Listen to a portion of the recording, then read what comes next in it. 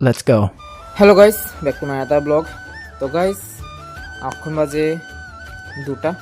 তো আজকে তো শনিবার, তো আজকে আমার টিচার আসছিল 3টার থেকে। তো আজকে বদ্ধ দিছে কারণ আজকে তো ঈদ। তো আজকে ঈদ উপলক্ষে আমার সব ভাই বোনদের ঈদের অনেক শুভেচ্ছা রইল। তো আজকে সবটা দিন তোমরা কেমন কাটছে অবশ্যই কমেন্ট করে জানাইবা।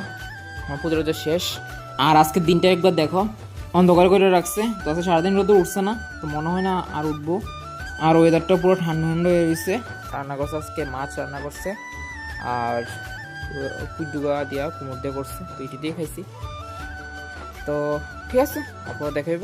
তো আজকেও মা বাড়িতে, মানে আজকেও মিটিং টিটিং নাই।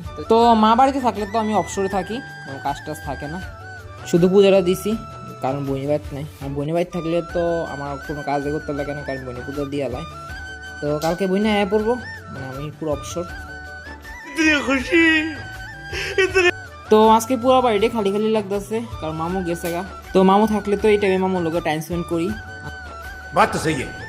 কালকে বোনটারা সবাই আইবো, ভাই ভাই আইবো, বোন আইবো, তো বাড়িটাও ভর্তি হয়ে যাবো। তো গাইজ এখন বাজে 6টার মতো, আর দেখো আমি ছোটো মামুর কুল লইতে আইছি।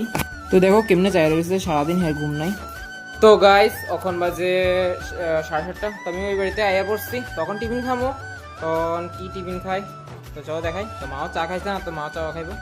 তো গ্যাসের যে সমস্যা, তো যার কারণে কিছুদিন ধরে গ্যাস নাই, তো মা এখানে কোথাও চা, আর আমিও টিফিন খেতেছি। তো গাইস টিফিন খাইয়া আয়া পড়লাম। তো ঠিক আছে, আজকে একটু পর্যন্তই, দেখা হবে পরের ভিডিওতে। Thank you.